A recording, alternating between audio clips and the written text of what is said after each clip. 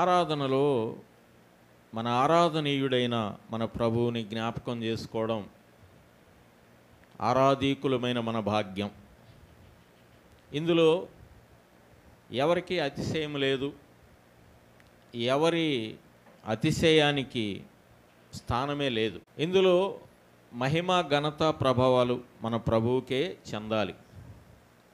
ఈ సమయంలో మరి అపోస్తుల కార్యముల గ్రంథం 3వ అధ్యాయంలో ఒక కుంటి భిక్షకుడు, ఇతను పుట్టింది మొదలుకొని ఇతని కాళ్ళు ఏళ్ళు కదలికలు కూడా లేవు, అతడు నడిచిన వ్యక్తి కాడు. ఇతని వయసు ఎంత అంటే 4వ అధ్యాయము 22వ వచనంలో మనం చూస్తాం, వాడు 40 ఏండ్ల కంటే ఎక్కువ వయసు గలవాడని.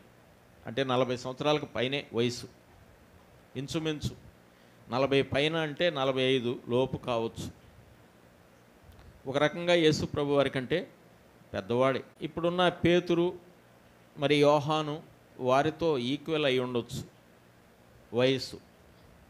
ఏది ఏమైనా ఇతడు యెరూషలేము దేవాలయానికి తూర్పు ద్వారమునొద్ద, ఇతను ఈ తూర్పునున్న శృంగారమును ఈ ద్వారం దగ్గర ఉన్నాడు.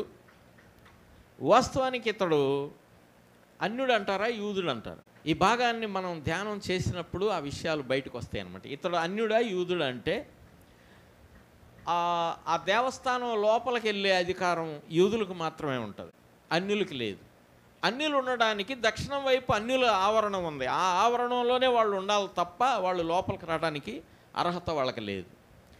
ఇతడు ఇన్ని రోజులు ఎంతకాలం నుంచి ఉన్నాడో తెలియదు, చాలా కాలంగా ఇతని గురంతా ఏంటి,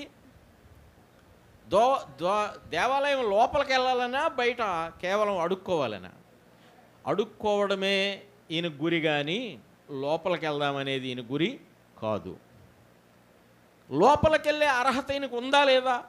బై బర్తే ఆయన యూదుడు, లోపలికి వెళ్ళే అర్హత ఈయనకు ఉంది, ఉన్నా కూడా లోపలికి వెళ్ళాలనే ఆశ ఇతనికి లేదు.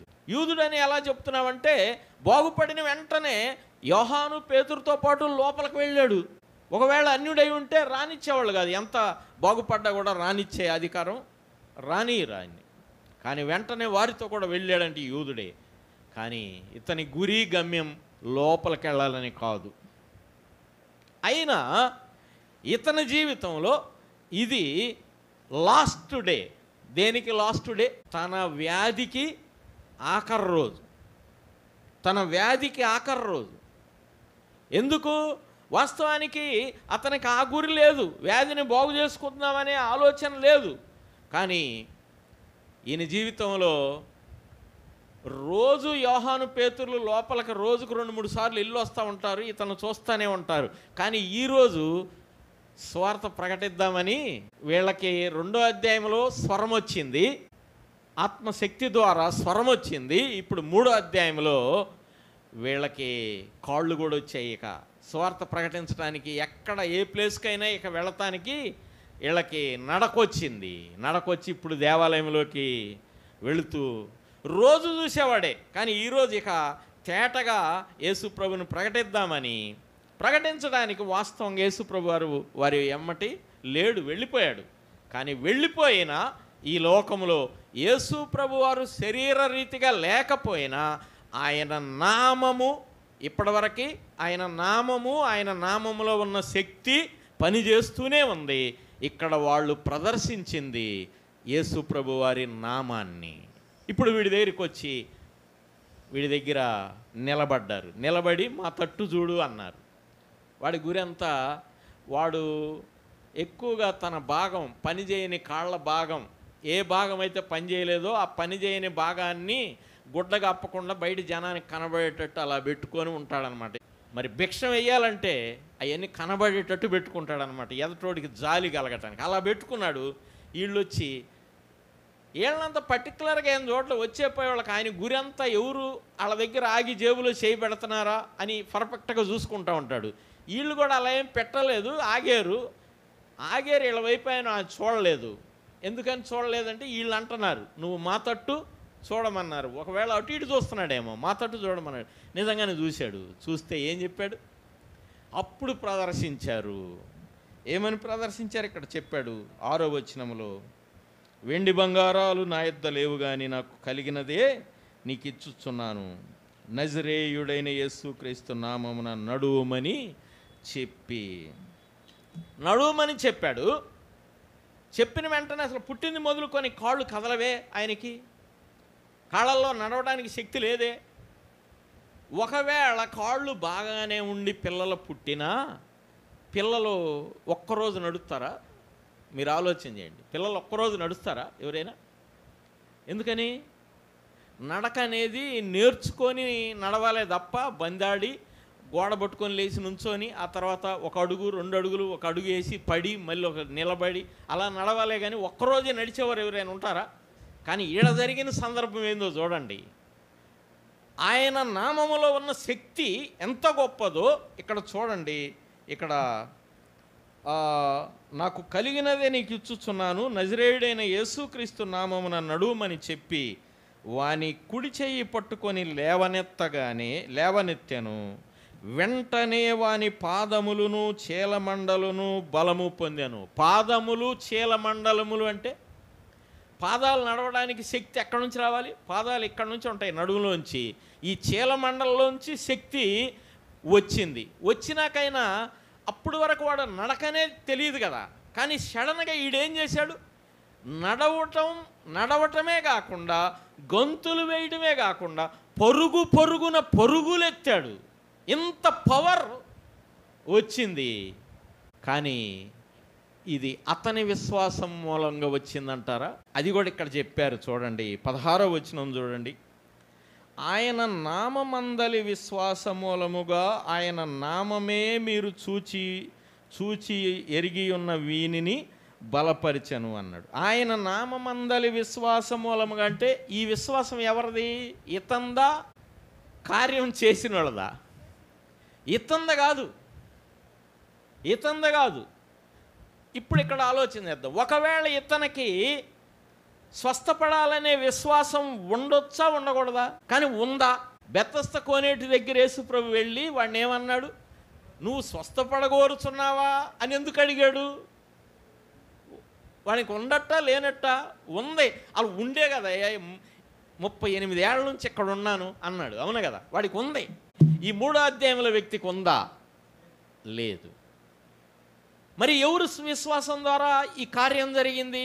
దేవుని భక్తులకు ఉన్న విశ్వాసము వినేవారికి, ఆ కార్యాన్ని చూసేవారిలో కూడా కార్యము జరిగిద్ది. కానీ ఇక్కడ జరిగిన తర్వాత అతనిలో వచ్చిన మార్పు, అప్పటి వరకు మానసికంగా ఆయన మనసులో లేనిది ఏంది చెప్పండి? ఈ భిక్షకుడి మనసులో లేనిది లోపలికెళ్ళాలని లేదు. దేవుణ్ణి స్తుతించాలనేది మానసికంగా అతనికి లేదు. దేవుని స్తుతించాలనేది లేదు. అతని నోట యూదుడే అయ్యుండి దేవుని స్తుతించాలనేది వారికి తెలుసా లేదా? కీర్తనల గ్రంథం యూదులకు తెలుసా లేదా? కీర్తనల గ్రంథంలో స్తుతుల గ్రంథం అని పేరు కీర్తనల గ్రంథానికి. అందరూ ఆయన వంశీకులే. యూదులు అందరూ పోయి లోపల స్తుతిస్తూ ఉంటే ఇతడు స్తుతించాలనే ఆలోచనే లేకుండా పడి ఉన్నాడు. కానీ ఇతని జీవితంలో ఇది ఆఖరి రోజు. దేనికి? తన స్థితికి ఆఖరి రోజు. ఇప్పుడు ఏం మారింది? స్థితి మారింది, మైండ్ మారింది, స్థితి మారింది. ఇప్పుడు ఇతడు స్థితి మారగానే ఏమేమి మార్పులు వచ్చాయి? ఇంతకుముందు లోపలికి వెళ్ళలేని వాడు ఈరోజు రోజు ఇక్కడ దాకా మోసుకొచ్చి పెడుతున్నారు. ఈరోజు ఇక్కడి నుంచి లోపలికి తను స్వయంగా మందిరంలోనికి నడిచాడు. ఇది ఎంత అద్భుతం! మనం కూడా ఒకప్పుడు వెలుపల వారమా లోపల వారమా? మనం కూడా ఒకప్పుడు వెలుపల వారమే, మన ఇష్టానుసారంగా ఉన్నవారమే. మనం కూడా అసలు స్థుతి లేకుండా ఉన్నవారమే. మందిరం లోనకి రావాలంటే చాలా కష్టమైన వారమే, కష్టంగా జీవించిన వారమే. అయినను ఇతడు బలహీనుడై కుంటివాడై రాలేకపోయాడు. కానీ యేసు ప్రభు నామములో ఉన్న శక్తి, వీనికి నడవను శక్తి ఎప్పుడైతే వచ్చిందో ఇతడు లోనికి వచ్చాడు. మనం కూడా ఒకప్పుడు రోమాపత్రిక 5వ అధ్యాయం కదా, రోమాపత్రిక 5వ అధ్యాయంలో మనం ఆ మాటలు చదువుతాం. 6వ వచనం. ఎలా అనగా మనం ఇంకా బలహీనులమై ఉండగా క్రీస్తు యుక్త కాలమున భక్తిహీనుల కొరకు చనిపోయెను. మనమింకా బలహీనులమై ఉండగా మన బలహీనత ఏంది, వీని బలహీనత ఏంది? వీనికి రెండు బలహీనతలు ఉండట్టు మనం గమనిస్తాం. ఒకటి శారీరక బలహీనత ఉంది, రెండోది ఒకవేళ శారీర బలహీనత ఉన్నా అయ్యా నన్ను మెట్లు దగ్గర కాదు లోపల కూర్చోబెట్టండి అంటే కూర్చోబెట్టేవాళ్ళ లేదా? కానీ లోపల కూర్చోబెట్టాలనే ఆశ అతనికి లేదు. అంటే ఆయన ఆత్మీయంగా కూడా దేవుడు కావాలని కోరుకున్నవాడు కాడు. శారీరక బలహీనతే కాదు, ఆత్మీయంగా కూడా బలహీనుడే. అతడేనా? మనం కూడా ఒకప్పుడు బలహీనులమై ఉండగా బలహీనులమైన మనలను లోపలికి తీసుకొని వెళ్ళింది యేసుక్రీస్తు ప్రభువారి రక్తము. ఆయన కార్యం, ఆయన సిలువలో చేసిన కార్యము ద్వారా ఆయన చనిపోయి మనలను లోనికి నడిపించాడు. ఈ కార్యము జరిగినప్పుడు అతనిలో కలిగిన మార్పు అక్కడున్న మతాధికారులకి కష్టమేసిందా, వాళ్ళకి ఆనందాన్ని ఇచ్చిందా? కష్టమేసినప్పుడు పేతురు ఇప్పుడు ప్రసంగం చేస్తూ ఉన్నాడు. పేతురు ప్రసంగం లేక 14వ వచనం చదువుకుందాం. మీరు పరిశుద్ధుడును నీతిమంతుడునైన వానిని నిరాకరించి నరహంతకుడైన మనుషుని మీకు అనుగ్రహింపమని అడిగితిరి. మీరు జీవాధిపతిని చంపితిరి గాని దేవుడు ఆయనను మృతుల్లో నుండి లేపెను, అందుకు మేము సాక్షులము అన్నాడు. ఇక్కడ రెండు విషయాలు మనం మన ఆరాధన కొరకు జ్ఞాపకం చేసుకుందాం. ఏమండి, ఇక్కడ జరిగిన సందర్భం ఏంది? ఒకడు బాగుపడ్డాడు, ఒకడు ప్రభువుని స్తుతిస్తున్నాడు, ఒకడు వెలుపలున్నవాడు లోనకొచ్చాడు. వాళ్ళందరి కళ్ళు వాడిని అక్కడ ఉండటమే చూశాయి. వాళ్ళందరి కళ్ళు వాడు కదలలేని స్థితిలో ఉండటమే చూశాయి. కానీ ఇప్పుడు అదే కళ్ళు వాడు లోనకి గంతులు వేస్తూ లోనికొచ్చి స్తుతిస్తూ మహిమపరుస్తూ ఉండడం చూసి వారు ఆనందించడానికి బదులు వారు బాధపడుతూ ఉన్నారు మతాధికారులు. ఒకడు బాగుపడితే ఏడ్చేవారు ఆనాడు ఉన్నారు, ఈనాడు కూడా ఉన్నారు. కానీ ఇక్కడ చెప్పబడింది, వారితో పేతురు ఇప్పుడు దేవుని వాక్యాన్ని పంచుతూ ఉన్నాడు.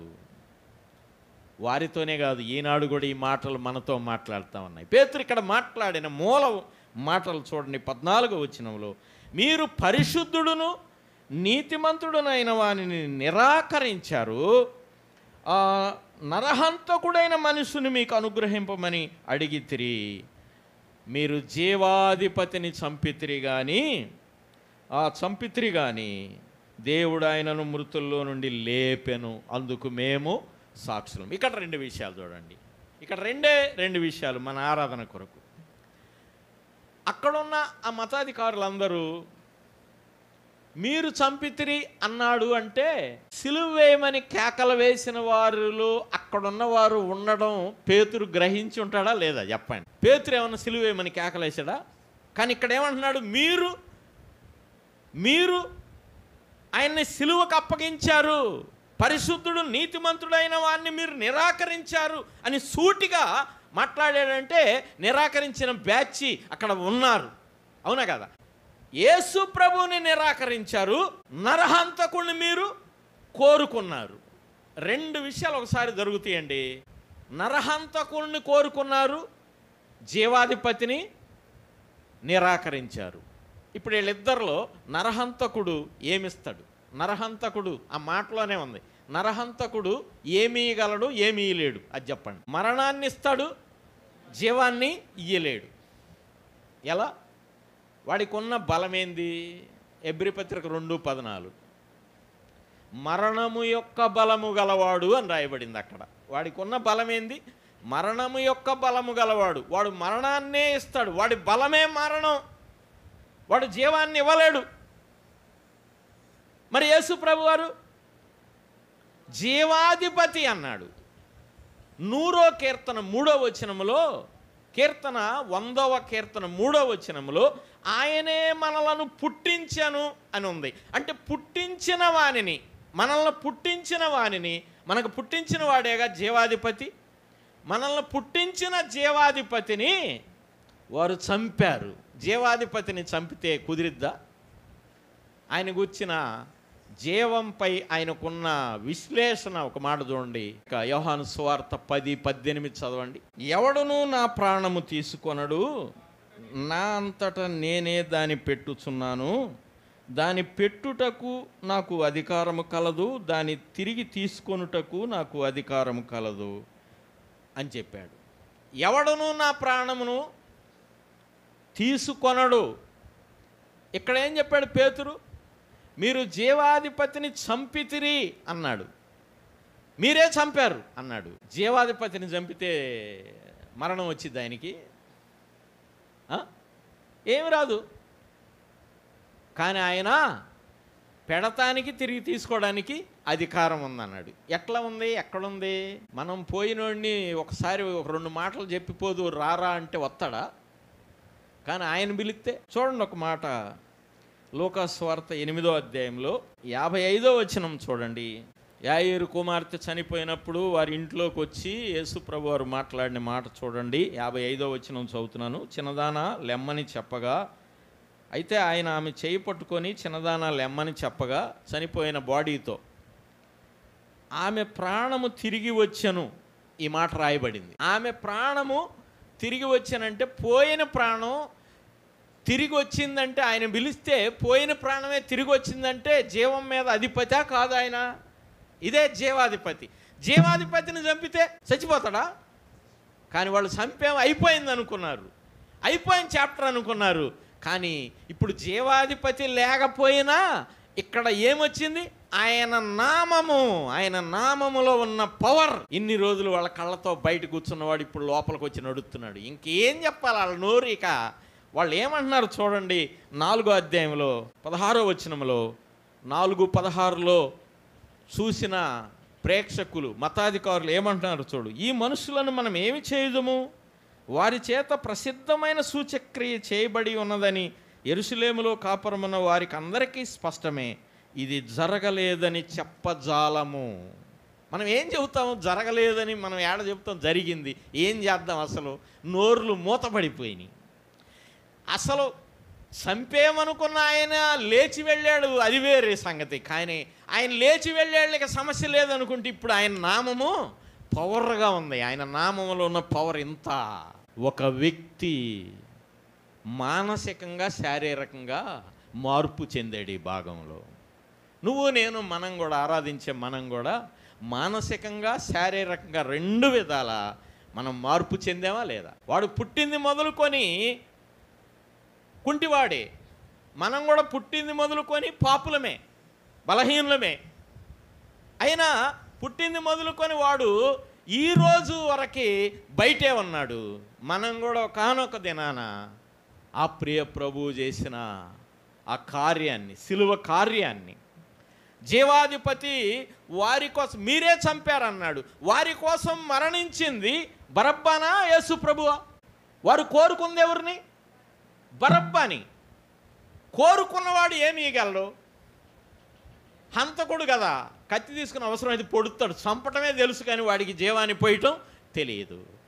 కానీ వారు కేకలు వేసి చంపిన ఆయన మరణం ఆయన్ని బంధించడం అసాధ్యం గనుక ఆయన లేవడమే కాదు, జీవించుచున్నామన్న నామ మాత్రమే ఉండి చచ్చిన మనలను ఆయన బ్రతికించాడండి.